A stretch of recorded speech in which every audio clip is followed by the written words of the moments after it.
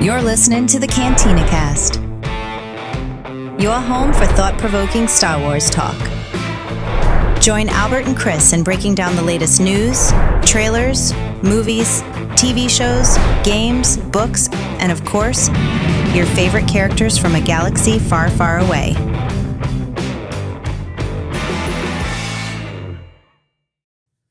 Hello, everyone. Welcome to the Cantina Cast. My name is Albert Padilla, and this is episode 673, where tonight, Chris, who's with me right now. Chris, welcome to the show. How are you? Hey, how's it going?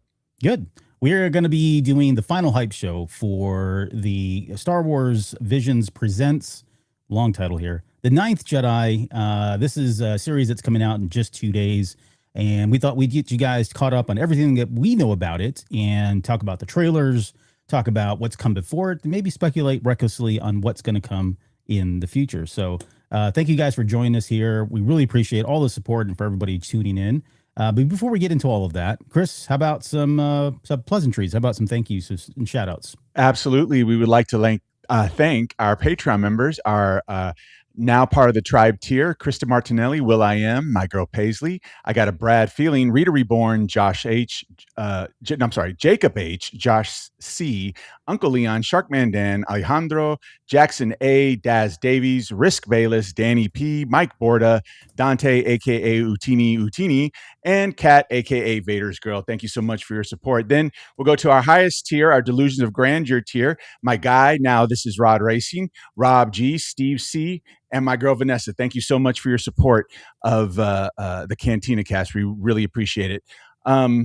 We got some other shows on the docket for us coming up. On Monday, we'll have a Patreon show, subject TBD. So look for that on Monday evening, August 10th. And then sometime later next week, we're going to break down all the episodes of the Ninth Jedi, the Star Wars Visions series that we're actually going to talk about tonight. So look for a full breakdown of that series next week. Yeah.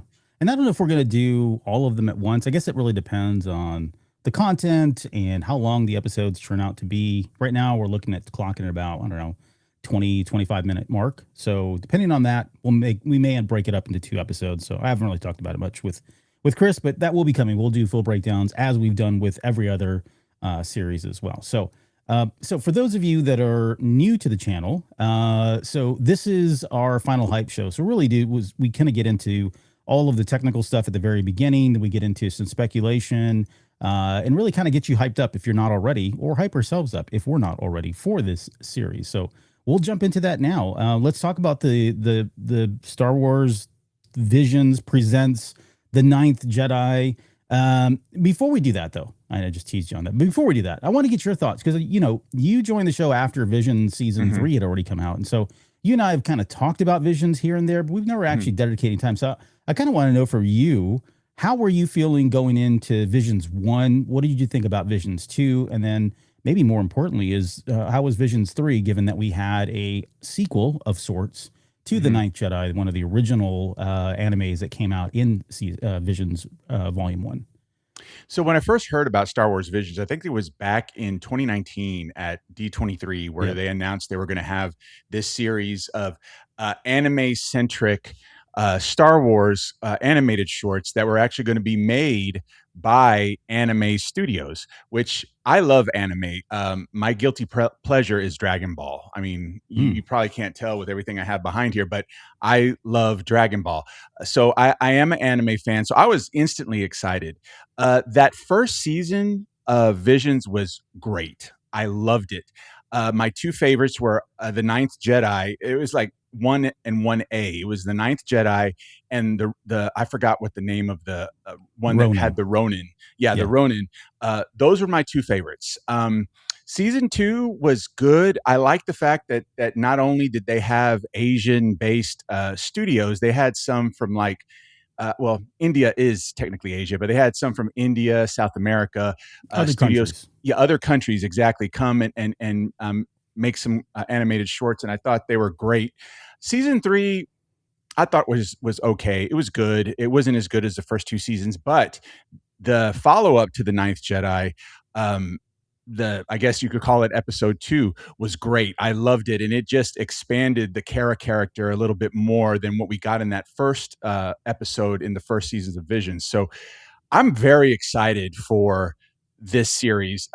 The reason being is because out of all of the shorts that have been produced through the Visions brand, the Ninth Jedi is a story that could actually really exist in the Star Wars universe. The other ones, yeah, they some of them kind of can do exist, but they pretty much take aspects of Star Wars and put it in another genre and then call it Star Wars. But this storyline could be, it could happen thousands of years before the Battle of Yavin, or it could happen thousands of years after the Battle of Yavin. It really does fit into the Star Wars timeline, even though I know it's not canon. It's just, Elseworlds type of series. It does fit. And that's why, for me, the whole entire series are that those two episodes are probably my favorite ones out of Visions. And then you have, the Ronin episode. So yeah, I'm really stoked for this. And the trailers that have come out have been amazing. They're excellent. And I can't wait. We got 2 more days. Yeah. I mean, any trailer that has Paramore is fine by me if but one of the things too, as far as like Visions, we did quite a bit of coverage on Visions on this series or in this on this podcast and live streamed, and we did some Patreon episodes as well. We've covered quite a bit and extensively, more than I think anyone else has. I think at one point we were clocking how much coverage we'd covered, and it was quite a bit. I say that only because I'm a fan of it as well. Like, I've really enjoyed Star Wars Visions. It was something that, prior to it even being announced, right? When you were talking with Star Wars fans about what would it be cool to see, anime Star Wars was always up there. The idea that we would ever get that was kind of far-fetched, honestly, in my opinion, from like a Lucasfilm perspective. I think when Disney came in, maybe it was they were more open to it. I don't know. But the fact that what they did with the Volume 1 was phenomenal. Like, I really enjoyed all of those episodes. I really enjoyed Volume 2. It's a very close tie for me in terms of like which ones I like more. They were just so different, and it was really neat to get different perspectives and different angles and viewpoints on the Force and Jedi and dark and light side, all that stuff. And that's really at the heart of what Visions does. With, like you, I would say Visions Volume 3 wasn't the best one of all the three of them. I think I'd rank it as my third favorite. But the Child of Hope was a standout for me. I was really stoked and wanted to see more of the Ninth Jedi. That did feel kind of like, I don't know. It felt kind of like a world building kind of episode, right? I don't want to say side quest or anything like that, because it did help develop Kara's character, I thought. And that's to say that it's a side quest kind of, I don't know, kind of cheapens it for me. So yeah, I did enjoy it. Like, I really enjoyed it. I like the fact that we got away from it. We stepped away to the side just a little bit, but there was development in it. It wasn't just hey, let's burn some time until we can get to Volume 3 out. Right. Yeah, no, it was definitely not a side quest. Like, I agree with you 100%. If people who tag that second episode as a side, no, it was vital for Kara's character development, and I thought they did it perfectly. Yeah. And then one thing we should note too, for anybody that's not been paying close attention, like the production company, so Production IG, the studio that's doing this, they did do the first one. They did do the second one, Child of Hope. However, it was a totally different creative director, team, writer, everything else. Still all within that same umbrella. And this one is coming back to the original cast, or original creative team. So when you look at the trailers, it feels like a more natural succession sequel to episode 1 than it does episode 2. Mhm. Child of Hope really is like, if you want to know more about Kara, where she's coming from, what she's dealing with, how she's growing, that's it. Is it quintessential to this one? I would say no. Like, you don't have to watch it, but neither one of these is really that long. So you're not really, burning a whole night or trying to blitz through an entire series of something. We're talking like within an hour, you could knock out both the first one, Ninth Jedi, and Child of Hope. So just kind of take that for what it's worth. But yeah, I mean, this is kind of neat. I mean, we had you remember, like, I forget the independent artist who did like a Star Wars anime style, where it was, I want to say it was like X-Wing fighter or TIE fighter or something like that. Oh yeah, the guy that it was like classic anime, like Yeah, I think it anime was from called like TIE Fighter, if I'm not mistaken. yeah, it was called TIE Fighter, and it had that classic anime look, like from the 70s and 70s, early 80s. 80s, like Yep. from Gundam, Yep. Gatchaman, which we know as Battle of the Planets. Those types, that type of animation, that's what it had, and it was amazing. That's been, shoot, I think that debuted over 20 years ago. It's I been mean, a while. it's Yeah. been a while, yeah.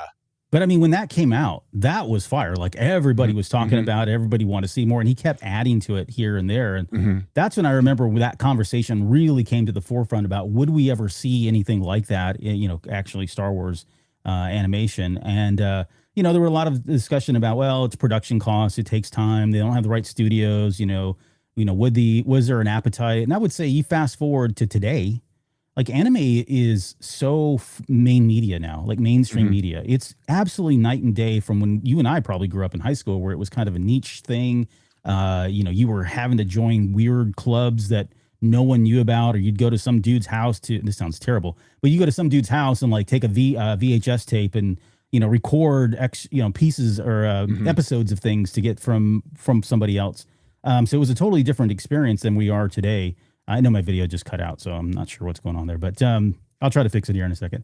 But yeah, so like, fast forward to today, anime is so huge that it's not like it's makes sense that we would get something like this, and it would be as popular as it is today as well. But while I try to fix my camera, what was your experience like, I guess, as well? I mean, did you feel like the Ninth Jedi, this anime series, do you think the longevity is there? Do you think we're going to see more of it, given that we've already had 3 volumes of it? Do you foresee that we get into more of that? Are there any episodes or anything else that you'd like to see extended from any of the volumes as well? So I absolutely believe we'll get more. This the Vision series, the Visions brand under Star Wars has been very well received. You hit the nail on the head. Anime is not a niche form of entertainment anymore. It's practically mainstream. It's, there's so many popular anime series out there that are, quote, mainstream. I spoke of Dragon Ball. You have Pokemon. You have Naruto. All those they brought anime to the forefront. So it's like a natural progression. You know, I remember back when they were talking about the Clone Wars being a actual, like, long form series show versus the micro series that was done initially with Gennady Tartakovsky. But when that was going to come out, people were kind of barking and saying, "Yeah, that's not what Star Wars is," yada yada yada, and it turned out to be great. Yeah, it started a little bumpy, but that's a different story. It Right. turned out to be great, and so I believe that, yeah, the appetite for Star Wars anime is just going to grow and grow, especially if we get these studios that have a reputation of pumping out not just good anime visually, but also good stories. I think that, yeah, the appetite for Star Wars anime is just going to grow and grow.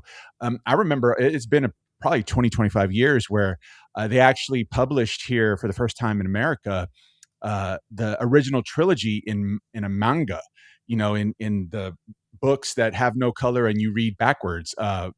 I bought them in Japanese. I couldn't read them, but I Yeah. have them. Yeah. It was amazing to see. The artwork was amazing. How they drew Darth Vader, Luke Skywalker, and Chewbacca and the droids and whatnot. It was amazing. So yeah, I think the influence of Asian culture, because anime is not just from Japan. There's studios in Korea, there's studios in Taiwan and whatnot.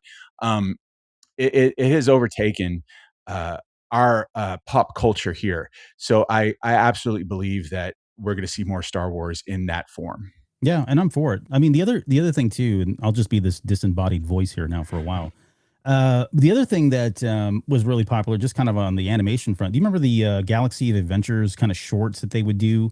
They'd throw those on there Right. in Star Wars. I mean, that. Yep. We've talked many times about this, so if you've already heard this before, just sorry, I apologize. But I'm going to stand on the soapbox and say that that would be a really great way to introduce, because that did have kind of a more more modern day animation.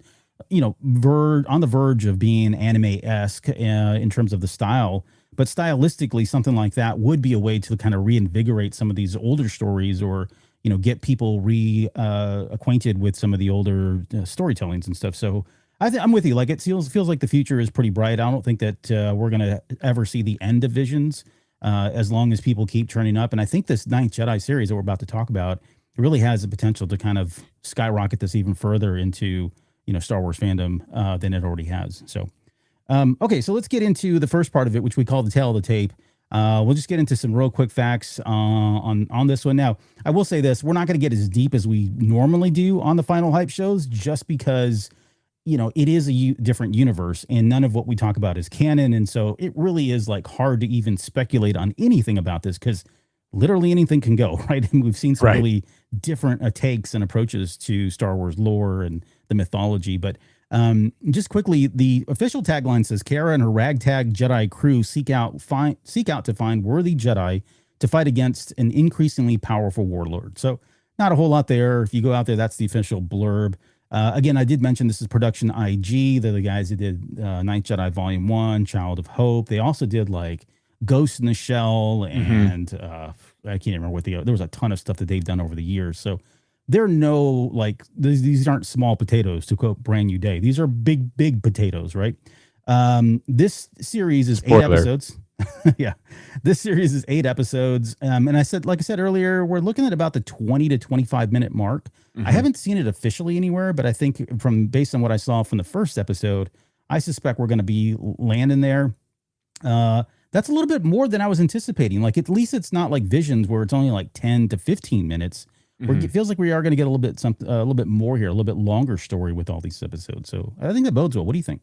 No, I absolutely agree. I think you don't want to have it be too long. I know the whole thing about anime is they have OVAs, which are longer form anime shows, but really they try to have all the main ones. They try to fit them into, for the standard show outside of their specials, they try to fit them into a half hour with commercials. So being 22 to 25 minutes is perfect, for that type of anime format. Yeah, I'm with you on that. I do like that a lot. We are going to get these all as one big bang too, so that's very different. We haven't, a lot of what we've gotten from. Well, it's not different from Visions. Visions have always released all of them at once, right? But when you're talking about an animated, you're talking about a series that's 8 episodes, right, for 20, 25 minutes. That's typically falls into we're going to slow leak this and allow people to kind of talk about it. I think this works in their favor. Like, I like it when it's a slow drip, just from a creative standpoint. Like we've said before, it allows us time to put shows together and really analyze and talk about them. But from a just viewing standpoint, like as a pure viewer and fan of Star Wars, I don't mind things like this that are shorter episodes coming out all at once. Like if you did, I'm not a big fan of like 1 hour episodes and the whole season releasing at once. Like that just seems too overwhelming, and I don't have the time for it. But with this, it feels a little bit better. So I like this. I guess your thoughts. Do you like the idea of all of them dropping, or would you rather have had that slow drip week over week for the next 2 months? So I'm kind of like you. I like our longer, more traditional type of shows to be dropped weekly, only because that's how I grew up watching television. I had to wait till the next week to see the next episode, or wait till the next day if it was like a 5-day or 5 episodes a week type of show. So for something like this, that's, again, 20 to 25 minutes long, I think that's fine. I will say though, that there are some shows that, are a standard format shows, and they're released all at once, that if it's a show that I'm super duper interested in, I will either take a day off Yeah. if I'm super into it, or I'll wait till the weekend. I mark off a whole day and I will binge watch the whole thing. Yeah. I did that with Stranger Things. Oh yeah. So Yeah. so yeah, I Every season or with just the final season? so well, they released them all at once for every season. Yeah. So I think after I saw the first one, I did that for every season. Oh wow. Yeah. Mhm. I think I did it just with I just season really 2 starting, but yes, Stranger Things, struck a chord with me because being a child of the '80s, it absolutely struck a chord. So I had to watch all of them at once Yeah. when I could. yeah. Yeah, so I'm like I can go either way. Like I'm split. Depends on the content, depends on the format, how long it is, all that. But for this one, I'm good with it. Like I don't mind them dropping all at one time. So those will be out here on Wednesday, the 5th. So in 2 days. Now, what I'm not sure of, and I haven't really seen anything. I didn't really look too hard. We have too much going on today, but I couldn't find whether or not these were releasing at the 2 a.m. mark, was what they've typically done. So. Mhm. If they do that, you'll see it Wednesday morning, 2 a.m. Central time, because that's the center of the universe. But 12 p.m. Pacific or 12 a.m. Pacific time. So whether or not they're doing that, or they're going to wait for like an 8 a.m. launch or a 7 p.m. launch, I haven't seen the exact time on that, but it is coming. Excuse me, this Wednesday. Okay, so the producer Hitoshi Ito, supervising director is Kenji Kamiyama, and the director is Shunsuke Tada. So all these guys were all around for that first go round, and they're back with all of that. So very exciting stuff there. Now this one is a little bit so it does pick up right after the events of the first one. It says this series is set in the distant future, so it kind of and again, this is Vision, so it really isn't canon. But like to your point. Yep. I have seen, and I like these ideas, these theories of maybe this does exist thousands of years in the future, right? Right. And now, and you have to get past like, okay, well then how do lightsabers change? Because they don't do that today based on who you are, kind of thing. And maybe that's just an evolution of thing, right? You can work it out somehow. But It says this is in the distant future, long after the Empire and the Rebel Alliance, when the Jedi have faded into legend.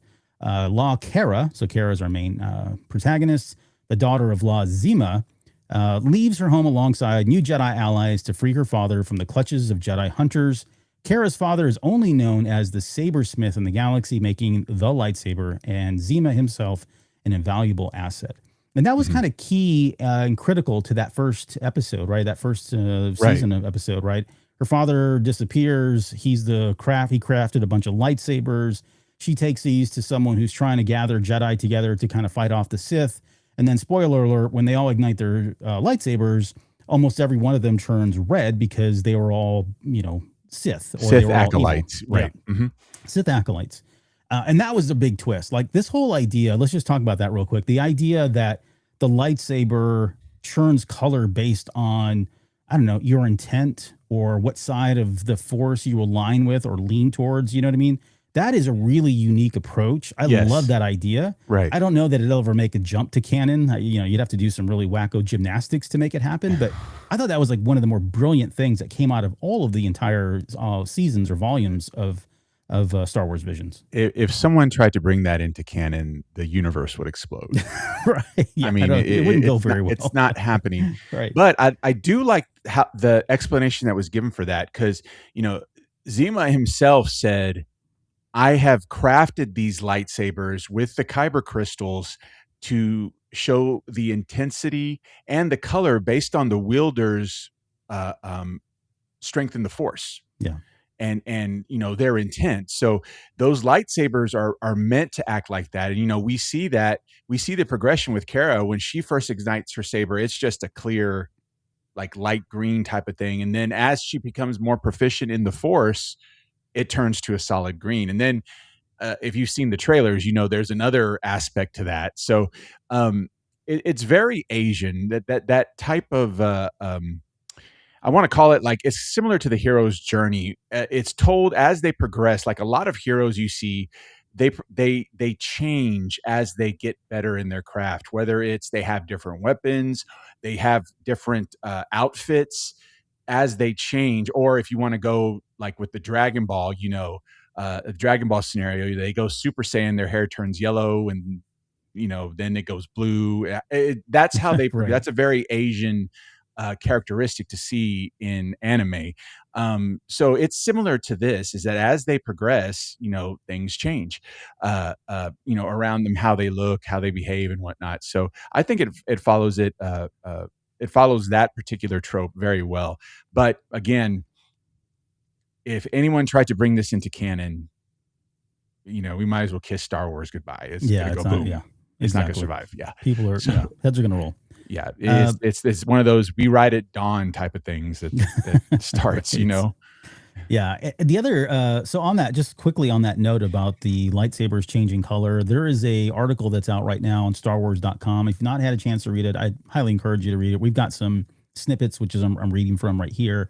But Kenji Kamayama, who's that supervising director, is the one that came up with this whole concept of them changing. It's funny though. Listen to this. It says in the Ninth Jedi, the color of the lightsaber blade changes according to the wielder's alignment with the Force, a concept that was stemmed from a delightful misconception. When Kamayama watched the original Star Wars trilogy for the first time, he assumed that lightsabers automatically changed color.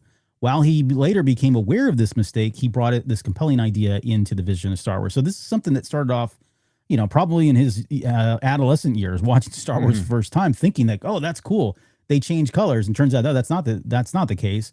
But here he is, many years later, bringing it to the forefront and bringing it into his own kind of vision. No pun intended. So I love that idea. They and this is where it gets a little bit complicated, and we'll talk about this in the trailer breakdown. But the last thing I just want to note on here is kind of one of the main themes of the Ninth Jedi. Again, from that Star Wars article, which I believe was Kelly Knox. So thank you, Kelly. She says a main theme of the Jedi Knight, or of the Ninth Jedi, is that things aren't always black and white, dark and light. Kamayama said, I asked myself if there are some problems that the Jedi cannot solve.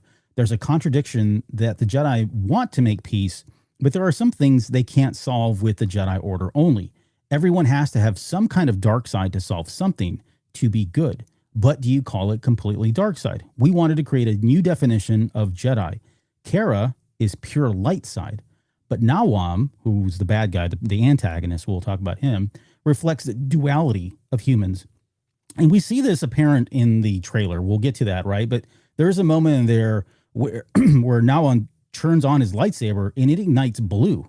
And he's been like, we know him to be the antagonist. And so it feels like they kind of spoiled this in the trailer in some way, because I think this would have been a really huge reveal, but I'm sure they've got plenty of surprises in store. But him igniting his lightsaber and it turning blue, that was shocking for me when I saw the trailer. I was like, whoa, what the heck's going on here? And it kind of speaks to that duality that we're talking about. We see that same duality in Luke. We saw the duality, not to the same extent, maybe towards the very end of his life, but certainly with Vader. There is a hardcore duality that's going on with Kylo Ren. I mean, he is being ripped apart between the forces of light and forces of good or dark, and pulling him to both directions. And so it aligns with what we know to be Star Wars and what we know how the Jedi follow and don't follow the light side or dark side. That duality among all of us exists. I think the key interesting thing is there's one line in the trailer that we'll get to when they're talking about how, in order for the Jedi to bring about peace, they have to go to war. They have to, I forget the exact wording. We'll get to that in a second, but maybe that's why in that same trailer, we see Kara ignite her lightsaber and it comes up red. So like, it feels like all bets are off. Like it feels like it really is malleable and it can change at any moment. It is kind of maybe a snapshot in time with how they're feeling, but their actions are what determine, ultimately what side they align with, which again, all of that is completely in alignment with, I think, Star Wars outside of the color changing lightsabers. Yeah, I would agree. I think it's a neat concept, and I think I know the scene where he might have thought that was the case, that the lightsabers do change color, is when Obi-Wan was fighting Vader and he does that, he tries to swoop around his blade and it starts to like fade out in and out. Maybe that's where he thought that came from. It is a neat concept because, like I said, in Asian entertainment, in anime, Asian animation, that when things change color for a particular character, that notates a change in the character themselves. So yeah, this is a very natural way to have this particular series come about, lightsabers and the Force and whatnot. Yeah. Okay, so the next thing we want to do before we get into kind of our commentary on the trailers, I want to get into something that was in StarWars.com, and I'm going to do some screen sharing here. This is, and I know it's probably not going to be easy to read here. Let me move to this view. You don't really need to see us as much.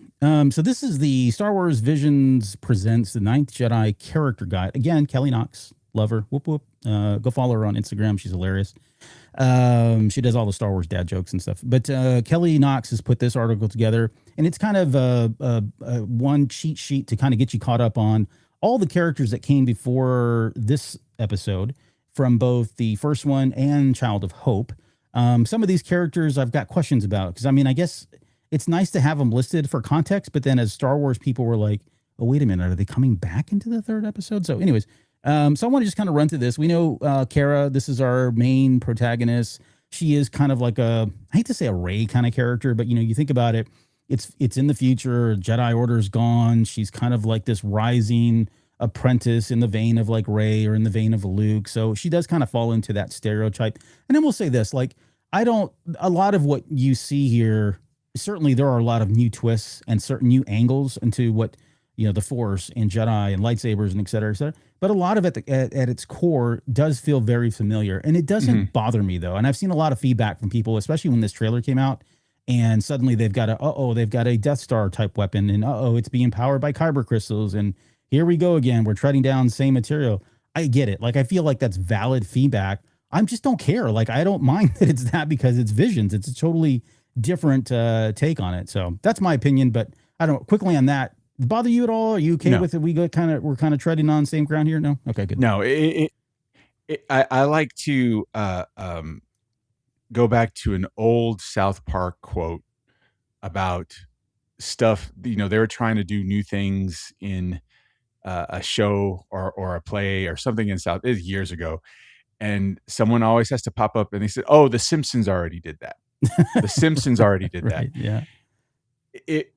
That goes back to one of the tenets that George Lucas said Star Wars is about. It's poetry. It all rhymes, right? And I think that yes, there's similarities. We talk about Kara being similar to Rey, going down, looking to become a Jedi, trying to find her father, where Rey was trying to find her parents. Again, another Death Star type weapon. That's fine. I don't have an issue with that. Of course, how I'm going to judge the series is by the storytelling. How good is the story? You can recap or you can replay all the big aspects of the Star Wars saga in one show. But if the story will support it, if the story is good, I don't care. Yeah, it was the same way. I felt the same way about The Force Awakens. Yes, there are aspects of that movie that are very similar to A New Hope, but for me, it wasn't a carbon copy. It paid homage to A New Hope, and again, it's how things rhyme in the Star Wars galaxy. So, no, it doesn't bother me at all. Yeah, I'm with you there. So this is Kara. She is the main character. She lived with her father. Bounty hunters came after her father in that first episode, and in pursuit of finding the Jedi Order in Child of Hope, their ship gets attacked. She ends up floating off in space and goes to a remote planet and meets a little droid, which we'll come back to in a little bit when they get to that.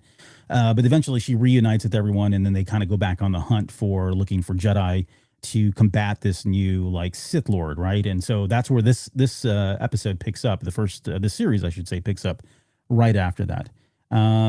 So she wields originally a colorless lightsaber. It turns bright green in her hands at some point during all that when she's fighting some Sith at the Ariel Temple. And the other part of this is not only is she looking for, trying to rebuild the Jedi Order, she's looking for her father who disappeared. Again, he is the only person that right now knows and has the knowledge, I should say, to build lightsabers. He is the weaponsmith, and he is the one that's crafted these lightsabers that change colors and that whole thing. So. And apparently, based off of the trailers, he's also a Jedi. He's also a Jedi. Yeah, we kind of learned that in this one. So we didn't get a whole lot of his. I guess I assumed that he was a Jedi in that first one just because he had the knowledge, but it's definitely confirmed here. And we also learned that he's not big. He never wanted Kara to go down this path of being a Jedi as well. And so here he is, La Zima. Zima, once a Jedi Knight, renowned for his combat ability. He's the sabersmith, and he builds 8 lightsabers for Margrave Juro, who we'll talk about here in a second. And then they go over to Nawam's vast fortress. So that's him. We have Ethan. He's one of the 7 Force users who responded to the summons that Juro sent out, right? So in that first episode, he called out and said, we need all Jedi to show up. And 8 of them showed up, or 7, however many it was now. So he has no master. He's kind of like a Ronin type character, if you will, if you want to kind of use modern day terms, right? But he's got a really strong connection to the Force. His lightsaber is blue, so we know that he's good. He has no fear of the Sith, so he's kind of like the headstrong, a lot of potential kind of lightsaber wielder. So we'll see if I hope his character continues to grow in here. But he's along with Kara and Homan, who we'll get to in a second, are kind of like that core group that we're going to be running into. Next up is Margrave Juro. So he's the leader of the Outer Rim, leader of the remote Outer Rim planet, High Islan. He is the Jedi. He's a Jedi Knight. He trained with La Zima at some point under the same master, and now he's the one that's kind of trying to restore. So he's kind of the driving person behind all of this, trying to get the Jedi Order together. He's got this huge scar across his face here, which I don't remember if they explained that or not. But just, he's seen some stuff. How about that? Mm-hmm. And so he wields a green lightsaber. So one of the good guys there. Now, this is where I was like, wait a minute, why are they showing us this? I guess it's for the context of it all. Oh no, this isn't it. This is not the one. 9949s is not the one I was talking about. Sorry, my bad. This is just one of the droids that shows up in that first episode, if I'm not mistaken. Yes. And he's cute. Like I like him. I don't know if we've had any merch with him, but we need to get some because I like his little arms. He looks like a Pokemon to me, so maybe that's why I like him so much. There's Gramps, the old droid. Yeah. We see him in the trailer, so he's kind of like the clanker that's been around for I don't know, it feels like thousands of years, has seen it all. Fearless and just a salty veteran. He was also in the Ninth Jedi in the first season. The first one, with all the other droids, right? So we got him coming back, which I think is a good thing because it sounds like he's going to be kind of a bit of a comic relief for this soon. Homan, which I think is one of the cooler looking characters. He's kind of a furry. I don't know. I thought he was like a bird like character at first, but I guess not. Maybe it was just the way he looked originally. But his lightsaber is a light purple color. Now, he's the one that originally, I think it was red. And then in the episode, it eventually turns purple. So, and when I remember when we broke this down, I was like, okay, it sounds like he is kind of like the Mace Windu character, right? He's in balance with both the blue and the red. And so you get the purple lightsaber here. But nonetheless, he was originally one of the bad guys in that first episode. He ends up kind of converting or being converted to say, okay, like this is not the right thing to do. Feels like he probably does have kind of a mean streak, a dark side streak in him, but he did align with Kara and Juran and everybody else. So it looks like he's on for the ride as one of the good guys going forward, but I don't know, maybe he could be swung back to the dark side at some point. What do you think? It's always a possibility. How it looked to me was that he was always a Jedi. But he did mention in that first episode that being around all of that darkness got to him and it started to affect him. That's why his saber started to glow red, and he was attacking versus trying to defend Kara. Because he said that the darkness overwhelmed me, and he apologized to Juro after that. Excuses, but exactly. No, I'm kidding. Juro was like, "Hey, this isn't you," and he was able to come back to his senses and be like, "I'm sorry.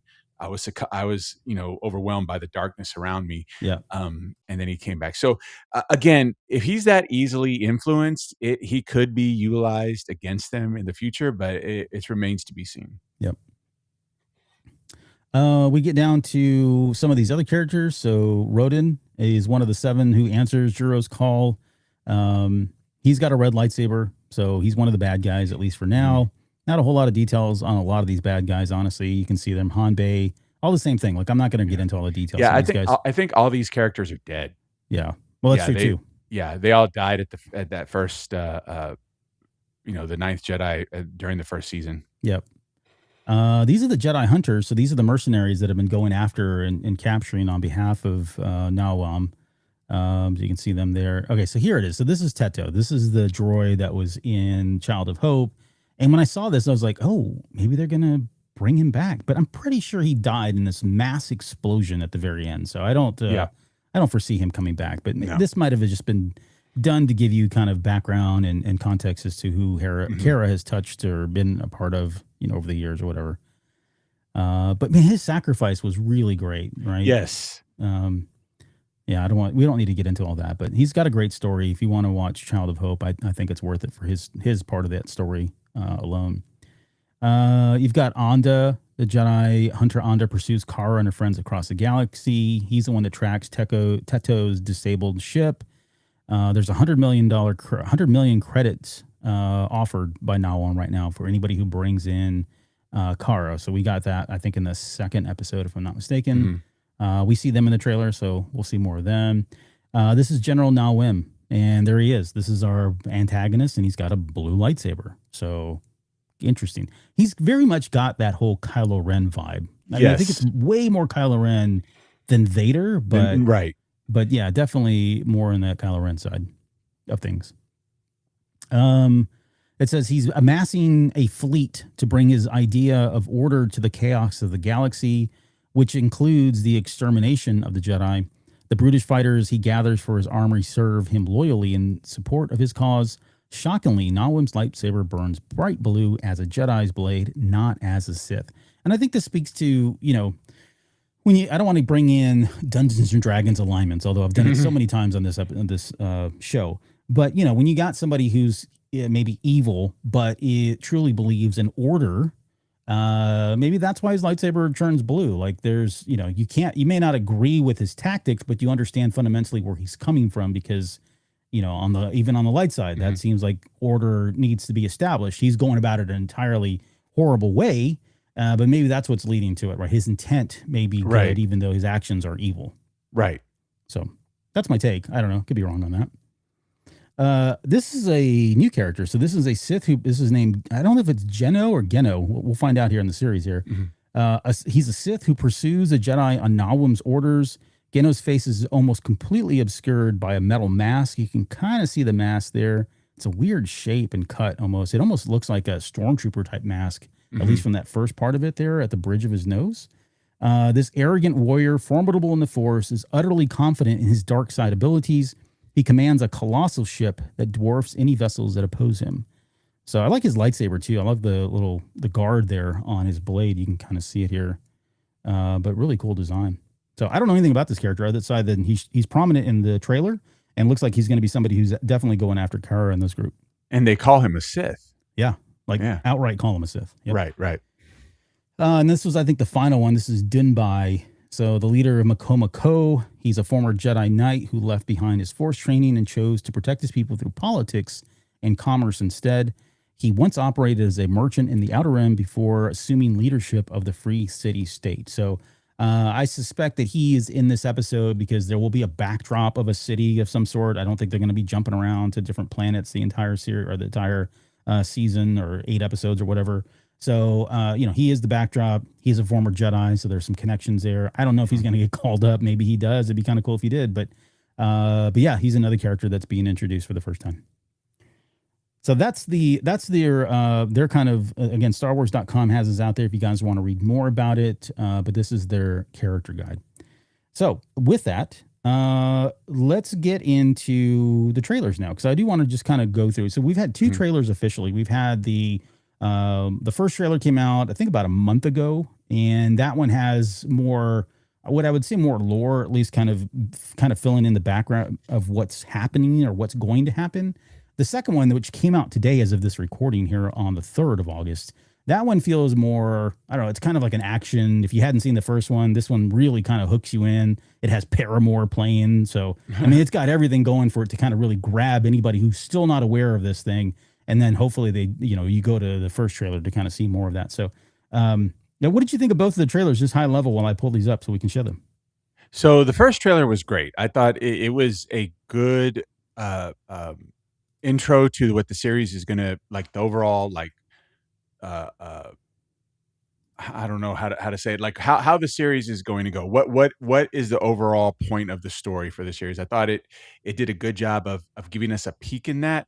Whereas the second one kind of blew everything out of the water, and they're like, "Hey, you're gonna expect to see this. You're going to see this. You're going to see that." Right. Yeah. So it was a good trailer in that perspective. But that first one, I think my first one's I'm sorry, the first one is my favorite because it didn't tell us a lot, but it gave us an outline of what this series was going to be. Yeah, and we open up. I mean, well, the trailer at least opens up with some kind of a space battle. You can see it going on here, which is pretty epic. Like, I mean, this is the shades of the intro, the beginning of Revenge of the Sith or something, or something we've seen out of the Clone Wars many times. It was interesting though. This asteroid has a bunch of like rocket boosters on it. You see that there? Yep. Yeah, so I'm not sure how they explain that. In fact, there's like something going on there. You kind of see a light. So maybe this is a base, which I think I think back now to that first episode, they were kind of using stuff like this as base headquarters, right? What I saw in the first episode is they had a rock or an asteroid that had that blue light that turned out to be a crystal. And then that catapult crane thing, they shot up into the atmosphere or past the atmosphere to grab those rocks. That's what I remember, is that there was a asteroid that had that blue light. It turned out to be a kyber crystal. And the next thing we see one of those crane catapult things come grab it and then take it back to the surface. Yeah. Yeah. So maybe this is above that planet, or right. Maybe so you can see another one back here on the top left-hand corner right there. But yeah, the text here, the Jedi and the Sith have disappeared. This is what we know already. The next line says, a terrible age of conflict has begun. By the way, this ship looks awfully like the Razor Crest at times, like when it's inverted right there. Oh yeah, like that. Yes, it sure does. Yep. I mean, it's upside down, I think, because I think this is right side because there's the cockpit on top. But so it's almost like an upside down Razor Crest. Razor Crest, right? Yeah. I love this too. We've got like the missiles, very anime style missiles that kind of, trail off in different directions and eventually kind of, hit their target at different angles. So that's all very traditional. Now Myers across the galaxy here. We get a picture of Kara. Fancy logo. It says, we're searching for allies who will stand up with us. This is maybe that that town I was talking about. I don't know. Pure speculation, but I figure we're going to have that backdrop. He says, we are searching for allies who will stand up with us for the sake of the galaxy. You can see there. We need to fight wait, what was it? We need to fight. We need Jedi to fight alongside us. Yeah. So this is just kind of setting up this. I don't know who this guy is. He wasn't in the character. They didn't mention him in the character site. Nope. But he's got a blue lightsaber. So sounds like he's good. It looks like he's good. Not small. There's Homan right there. And Ethan. That's cool. I like that. This is almost kind of like the Marvel equivalent of the fastball special with Wolverine and is it the Hulk? Yeah. Yeah. It throws him. But yeah, you got them there. There's Kara wielding a green lightsaber. So, that's progression. We saw that already. Are you a Jedi? She comes in, takes out these people here. She's able to block blaster bolts. I do love the anime too. Like it's not as like, when you think about anime from like the 80s, it's like every frame is hand drawn. And then we kind of pulled away from that. It's still done. I'm not saying it's not, but this is more modern, what I would call modern style anime. And so I do enjoy that. So studio that brought you Visions. My name is Nawam. You can see him here. There's a little buddy there, a little Pokemon droid. I will bring order to the chaos that surround us. We got a cantina scene right here. So again, leaning into some of the old tropes and stuff. There's our little mysterious Jedi that we're not aware of who he is. He's with them. So it looks like he has joined that journey. He joins them. They almost look like hobbits. Like if you look at them all in the background, they're all kind of like the same. Yeah, they all look the same. A little bit shorter. Yeah. They've all got that little headband going around. So I'm assuming at some point during the series, they pick up some additional folks, and he happens to be one of these Jedi that's still out there. He says, I will bring order to the chaos that surrounds us. I love this too, by the way. Look at that. It's kind of like a TIE fighter. A big TIE fighter, yeah. Yeah, it's really cool looking. I don't know what they call this thing, but And we get a better picture, I think. If it's not in this trailer, it might be in the second one, if I'm not mistaken. But there's a better... Oh, no, it's this one right here. Yeah. That's just dope, dude. I love the way that looks. So I assume this is kind of like his flagship or something, maybe. He must be stopped. We got some bombers here looking like they're bombing maybe the village of that guy. Or it just could be some innocent village. Yeah. This looks like a kind of a drill bit, you know? Mm-hmm. Like going into this asteroid and drilling out that big kyber crystal that we see there. We get the revelation that they're using kyber crystals and to make a weapon. Never seen that in Star Wars before. Never before. And if you look there behind you, you got Geno or whatever his name is, the Sith. The Sith. Yeah, so he is standing. That is kind of his right-hand man. See the kyber crystals. It's interesting. They're like moving around. Like someone's either they're moving on their own or somebody's manipulating them to do something. I'm not really sure what's going on with that. We don't get an explanation, but you can see it's definitely moving. This looks like them firing up the super weapon of sorts. You can see Nalum right there. I think this is that same shot. Like this is just a different angle from this. It looks like they're getting ready to watch this thing fire up. And then here it's actually firing up because you can see them right there. There's those two droids, that blue light's right there. But this thing is firing up. Now, it does look like it kind of explodes. So I don't know if this failed or if that's just part of the startup. But he does announce fire. And we can see it fire here. Yeah, through. That whole scene is very reminiscent of Starkiller Base. Yeah, for sure. Yeah. He goes right by that planet for whatever reason. Maybe that just wasn't the target. But yeah, that guy gets it. And we get a shot here. I don't know, again, if it's in this one or the next one. Yeah, there it is. Mm-hmm. I'm assuming this is the weapon going through additional planets, or maybe that's just part of it. But Kara says, I won't allow you to conquer the galaxy. That's the ship that they've been traveling in. I forget the name of it, or if we even got a name for it, but this is the ship that we saw in Child of Hope, which I want to say was different than the ship they took off in. I don't even think we saw the ship in the first episode. I think it was just them kind of walking away as, you know, as the episode ended. But definitely this is the ship that we saw in that second one that gets attacked and Kara flies out of. It says, witness the Jedi. The mission will be dangerous. Things are about to get a little bumpy. This is the, I already forgot his name, but the old Piper droid. Man droid. Yep. Oh, look at that. It's like a reverse Millennium Falcon. That's pretty interesting ship design. It's like if you rotate it the other way, it's right, very like similar to the Millennium Falcon. Yeah. You can definitely see the inspiration. Right. I was thinking about this though. He's got his hands together, almost like he's using. Maybe this is how he uses the Force. So that's a unique take on that. There's Kara igniting her lightsaber on one half of the screen. Looks like she's going to go up against Gendo right there. So they have a battle. Yeah, this looks great.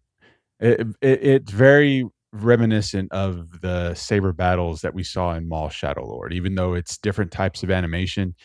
What I like about it is how that flows. It's not choppy like we saw at the beginning of like Clone Wars and whatnot. It's very fluid, like a very natural saber engagement. So I'm really excited to see that.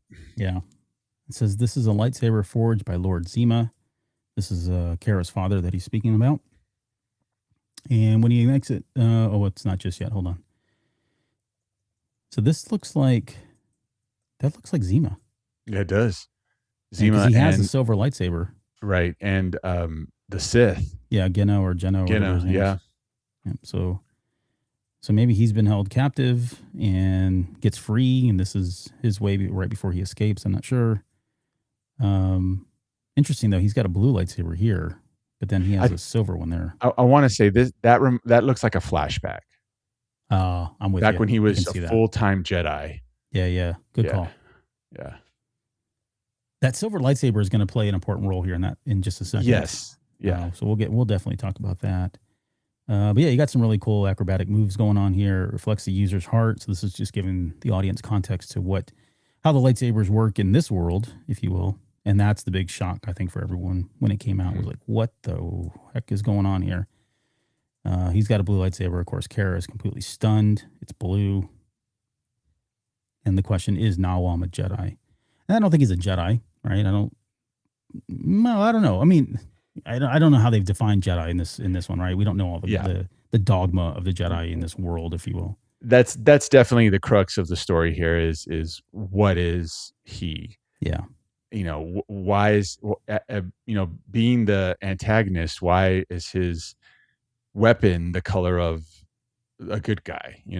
Yeah. That's probably going to be the crux of the whole series, I think. And I think it comes down to this next line where he says the Jedi fight in the name of justice. If you're fighting in the name of justice, it's kind of like, I hate to use Batman as the example, right? But the vigilante aspect of it all, or the Punisher, if you're a Marvel person, right? They're getting justice for what's been done. It's just the way they're going about it doesn't normally align with, good behavior or good actions or moral behavior at times. And so if it really is just about justice, then yeah, I can see where his lightsaber turns blue. So I'm sure we'll get into that. I mean, that, like you said, that is the crux of all of it. So we'll probably get into the minutia or the fine details as to how this really works. I hope they do. It feels like they have to. Oh, here, I didn't even see this. He is a Jedi. He is going to come out. Yep. Yeah.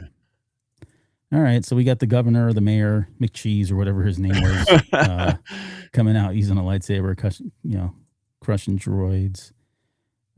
Does the Force actually guide you? I don't know who says this. I can't remember now in the trailer if that was Kara or Nawam. I bet it's Kara. It was Nawam who says it. Okay. But it's not him. It was a voiceover. Let's see. Do I have audio on this? Oh, it looks like it's Jeno that says it. Oh, Jeno that says it. Okay. Quiet, don't say anything. Yeah, I think it's Jeno who says that. Does the Force guide you? Interesting that he would be asking that question. Or why he would be asking that question. How many people have you killed for the sake of justice? And and that's another shock reveal is like suddenly her lightsaber is red. So does she seek out justice and, did something she's going to regret later, right? And maybe that's why her lightsaber is red. And is it permanent red? Is it temporary? Is there an atonement period? Yeah, I think this is just a vision. I think she's having a vision, kind of similar to the vision Rey had on the Rise of Skywalker, where she saw herself as a dark side user. I think this is a vision. Kara's having a vision here with the red lightsaber. Yeah, now that you say that, when you look in the background, it looks like everything's on fire. So this almost feels like the Acolyte. You remember that scene in the Acolyte where, what was her name? I already forgot her name. But she's standing there and, everything's burning down and, it seems like, she's conflicted with like, did I just do this in the name of justice? And if so, am I a Sith? Right. Right. Having to deal with that. Yep. That's the first trailer.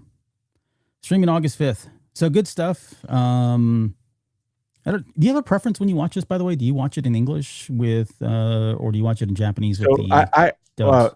I watch it in Japanese with subtitles, and then I'll go back and watch it in English. But I feel like you get the intent of the line more when you hear it in the language that it was produced for. Yeah. Same thing with like if I watch any other type, like a French movie or Brazilian movie where they speak Portuguese, even though I understand a little bit of the Portuguese, I like to watch it in its native language because I think you get more of the inflection that the actor or voice actor is giving when you watch it that way. Yeah. Yeah, I'm with you too. Like I've always felt that, and that's not to take anything away. And we've come a long way, honestly, with dubbed voice actors. Like it was the same people over and over again in the 80s and 90s. And even then, a lot of them weren't, I'll just be quite honest, they weren't the greatest voice actors. Everything was kind of melodramatic, over the top. And I don't know how much of that was from the actors versus them trying to kind of convey that same passion and drama that came with the original dub of the Japanese versions.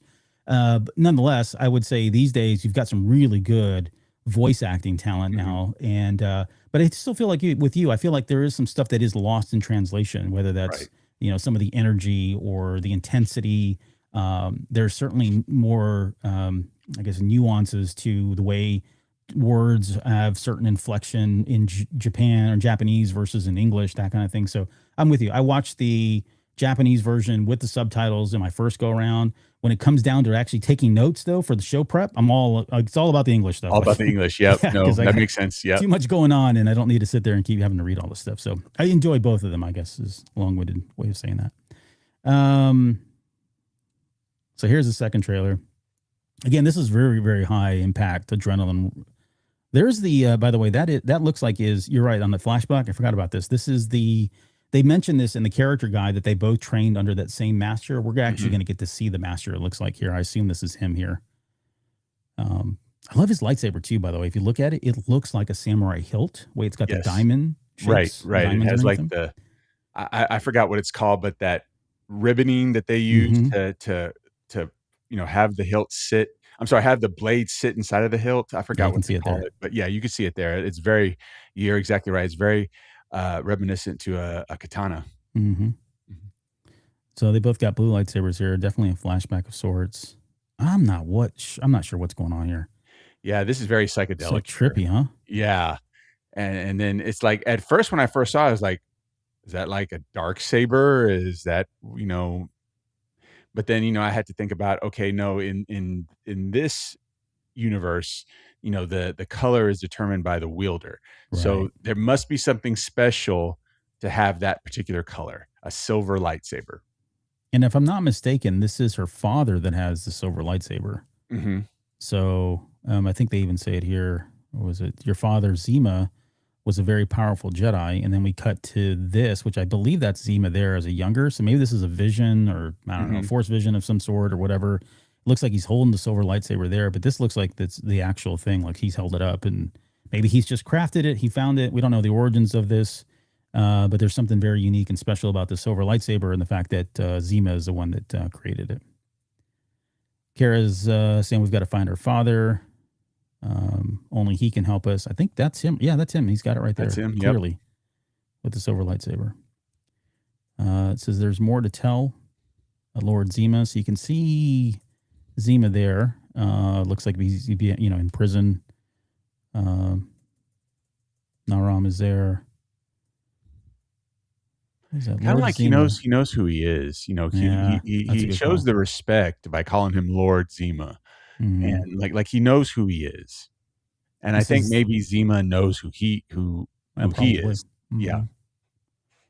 He says, Lord Zima, this weapon will bring order to the galaxy. Now, is he talking about the silver lightsaber, or is he talking about this ultimate weapon? I think he's talking about the planet killer weapon that they have here. Yeah. Because he's talking about there's the big kyber crystal right there. Yeah. So yeah, it looks like this is kind of like the Galen Urso of things, right? They've brought him in, and because he knows how to build lightsabers, he's now building a lightsaber at a, small moon level as a weapon.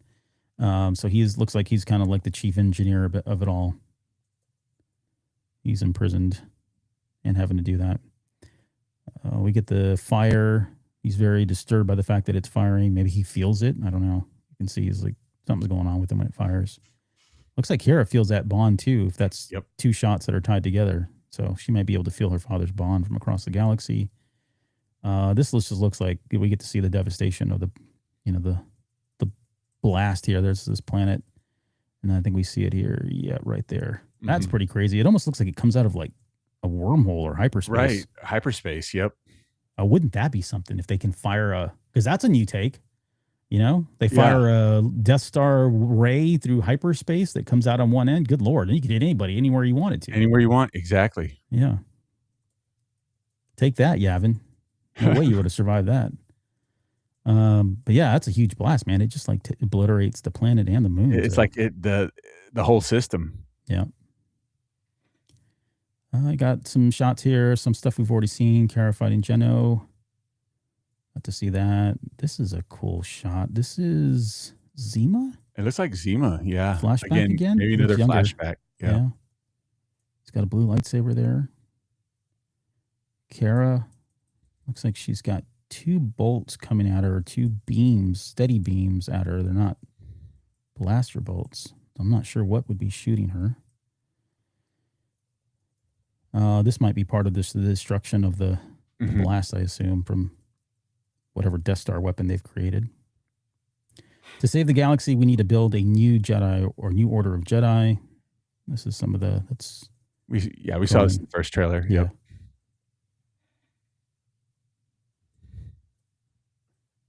Okay, so this is the interesting thing. Yep, here she comes with and look what she's got. The silver lightsaber. Yeah. So is it the same silver lightsaber, or is there some aspect of her and her dad that allows the blade to turn silver? And what does that mean? Like, what does it do? Just change color? Or does it give her more power? Is it more powerful? I don't know. Mm-hmm. I don't know. That's something we'll probably learn. I'm sure it's going to play a part. Yeah, we get this kind of visual montage of just different things going on, all cut together, stitched together, patched together. You got the battle for what we were talking about from the first trailer. You got Zima back there fighting. Oh, who is that? Looks like a droid. Yeah, some kind of droid, but it looks like he does have a silver lightsaber with him. And then down at the bottom, what is that? That looks like Ethan. Oh yeah, it looks like Ethan running. Mm-hmm. Or could it be? Because it looks like he's running toward the Kyber crystal. Could it be? Ooh, Zima? What if he's sacrificing himself? Yeah. Oh, okay. That's a little bit more that I wanted to learn, but okay. I mean, if that is the case, but he runs exactly. He's running at the lightsaber or the crystal. He jumps into it. Yep. Almost like he kind of either he's merging into it or it's firing, and this is we're seeing the last of poor Ethan here at the very end. No, I don't think that's Ethan now. I think that is oh no, it could be Ethan because he has a lightsaber. Yeah. And they said he's super brave and not scared of anything. So, yeah, maybe he doesn't die. I mean, again, all bets are off. I feel so blind going into these episodes. Yeah, you can't really base it on anything. Idea. Absolutely, I have no idea what's going to happen. None. I mean, maybe I have a little bit now that we've broken down a couple of these trailers, but the overall arc of the story, I'm still lost on, which is good. Right. Speaking of arcing, I've seen this now a couple times. This thing does not look stable. It's just firing off at them right when they're standing there. Mm-hmm. Yeah. This is more of that poor village that's getting bombed. This is our main ship coming in. I assume, excuse me, this might be Geno's ship. Remember they said he had a massive ship. Yep. It looks like that might be his docked at that village there. You cannot take Nawam alone. Oh, sorry, I didn't mean to do that. Touch my mouse and went too far. Oh, Jesus, I went way too far. Excuse me, didn't mean to say that. Okay, yeah, so here we are. We got a speeder bike chase, or at least she's on a speeder bike, so that's cool. Got to see some of those in the first ones. It says, your emotions make you weak.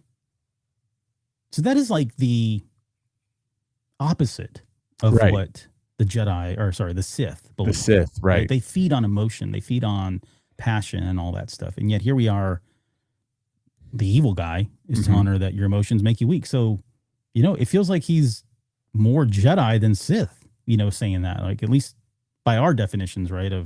I mean, that. He could still be, he's in his heart, he could feel like he's doing the right thing. Thing. Yeah. And that's why his saber still burns that blue, because he feels righteous. Yeah, so that begs the question, who is he taking out? These planets that he's blowing up, are they bad people, or scrupulous people that don't pay their taxes or have slavery, legal slavery, or gamblers, or maybe he feels so righteous, that he's trying to weed out everybody, no matter, just has no kind of, it's not black and white it is black and white for him. Either you're pure good or you're not. And if you're not, you got to go. I don't know. He says, your emotions make you weak. She's got a green lightsaber. They battle here, even though they told her she wasn't ready. What was the question he answered? Your emotions make you weak. She says, no. And then she says, they give me strength. Again, opposite. Opposite, exactly. Of what we know to be Jedi and Sith. Very cool. I like that. Here she is with a silver lightsaber. Just goes into a silver lightsaber. So she's got it there.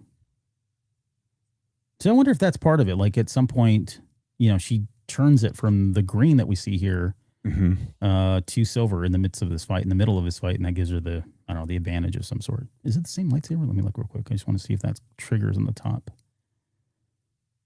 Sorry, I know this is probably jarring for anybody trying to watch this. I can't make out. I want to say it is the hilt there. Yeah, we'll look at the hilt. I want to say it is. Yeah, it is. Yeah. Okay. All right. She says, just like my father's. So she does have her own. And so maybe she did turn it silver. Yeah, I don't know. There's Zima there. Looks like his is blue, then it goes silver. Maybe not. This looks cool. This looks like a big space battle. There's the good guys coming in. You got all the bad guys there.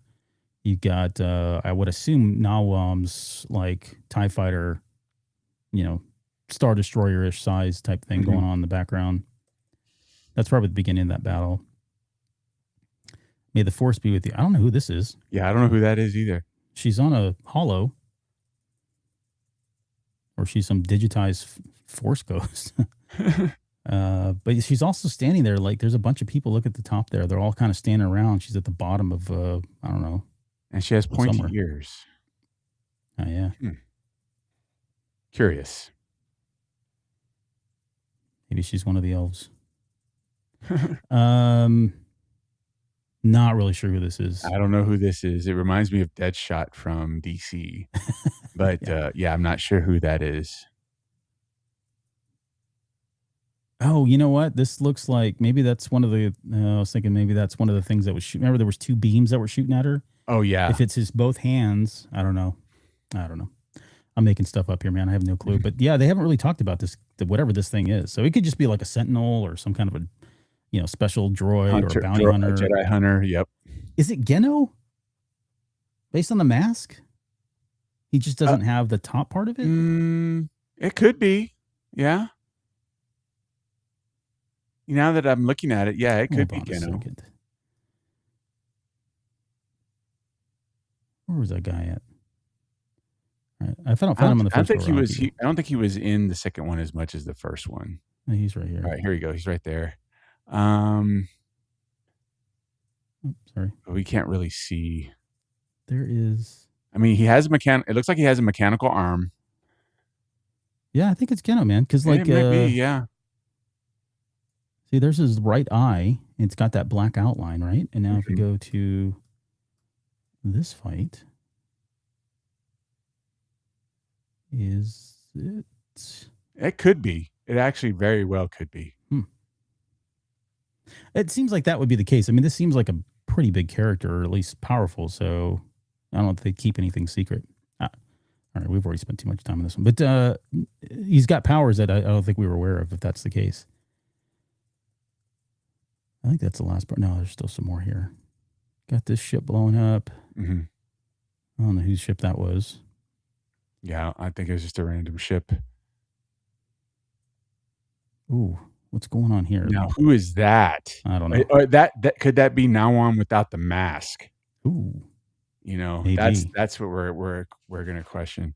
Oh yeah, I like that too. It's similar to. Yeah, it reminds me of Ahsoka when she like did the circle on the ground to like fall into that tomb. The first episode of Ahsoka, I like that. That was pretty cool.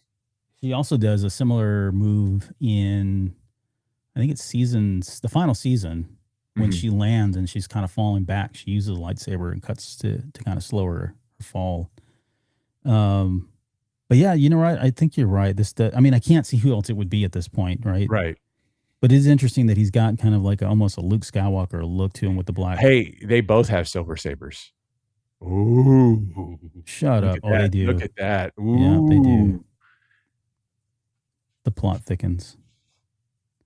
How long is this? You talking about this episode? Come on, man. This is value. No, it's you're talking about the series. 8 episodes, 20 to 25 minutes each. So, okay, yeah. He says the anime. Sorry, that was a question from Alex in the chat. But yeah, man, that looks really cool. And then she comes at it again, and we get the title. So yeah, dude. Like I said, I was, always excited about Visions, and the fact that this looks as good as it does is pretty exciting. The Ninth Jedi was arguably the strongest, or one of the strongest, that came out of that first season. People they were clamoring to see more of it and said, hey, give us a full length of whatever this is. And Disney listened. They went ahead and went back and said, hey, do you got it? And it's funny too, if you go back and look at the production of that very first episode in volume 1, they did a lot of world building, even though they knew that they would probably, they weren't anticipating they would get a series, but they went and created the lore. Like they created like background characters and additional planets. They went all out to kind of build this world. And it pays off because now we get to see the benefit of that in not only Child of Hope, but in this series, this volume as well.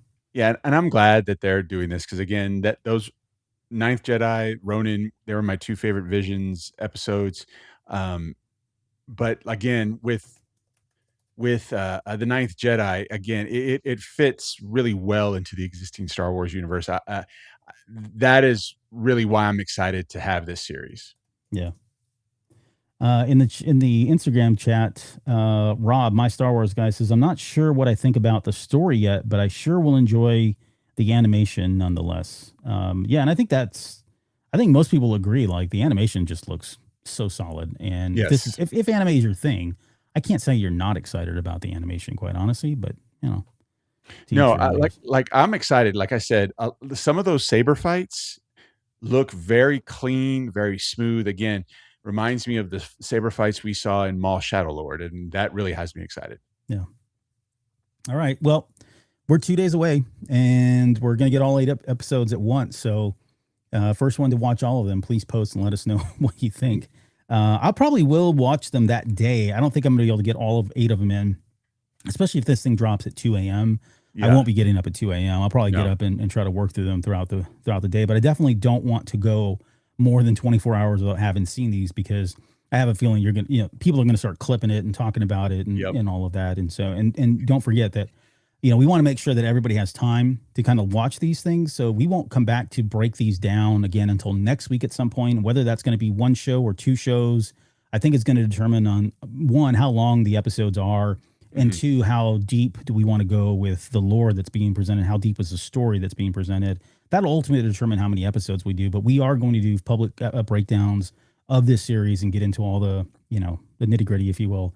And then certainly speculate on whatever's to come from this series, The Ninth Jedi, going forward. Because I suspect if this is successful, we will see not only additional series based on previous animes that have come out during the volumes of Star Wars Visions, but I can see them continuing this on. Like, this has a following. It's no longer a cult following. It's kind of has the potential to reach, I guess, mass media, I guess, if you will. Not everybody's going to watch this thing, right? But like, even casual Star Wars fans are going to be tuned into this to see if this is something they would want to pick up. So I can see them continuing this on. Yes. Any final thoughts from you, though, on that?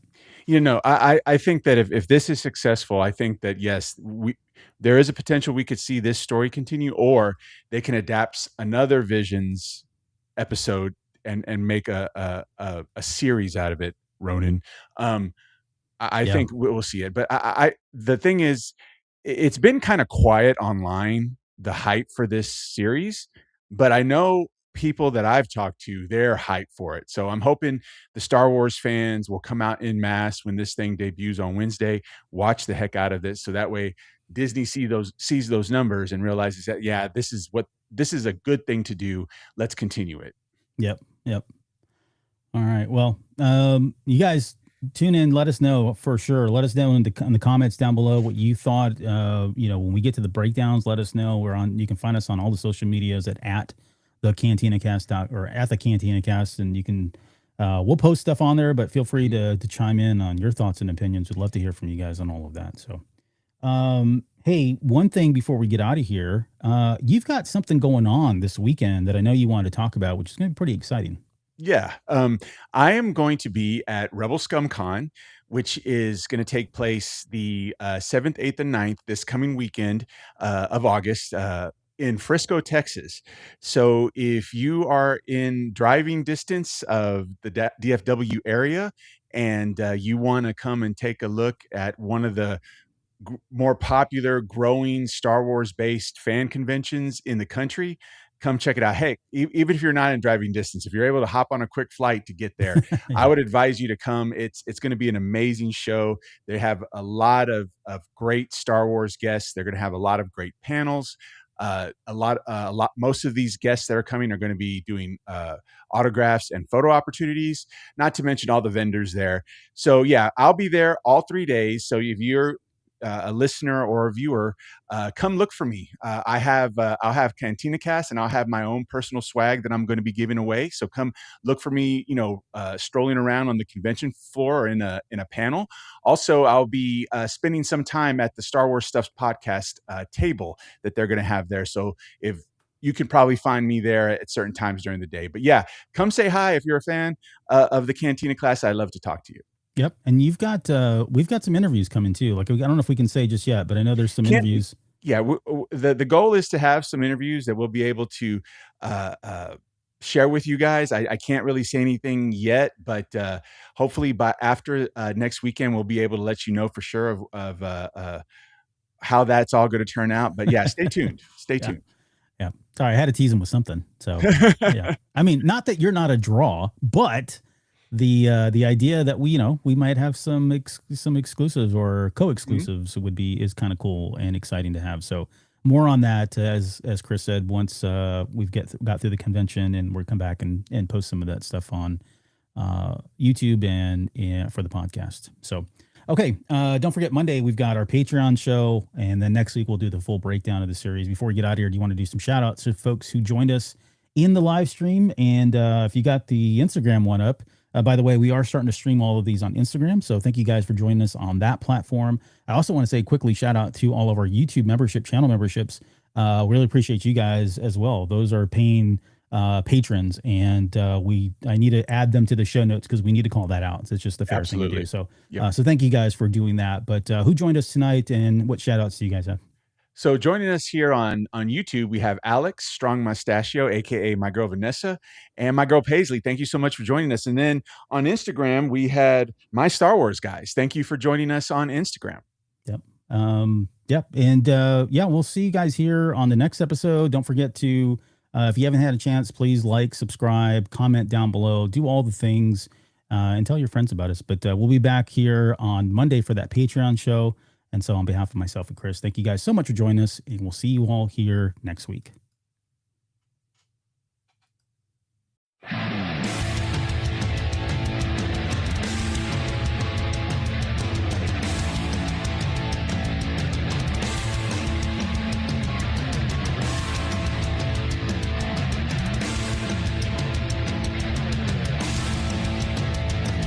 You're still listening? Wow. That's amazing. Well, I'm here to give you the disclaimer.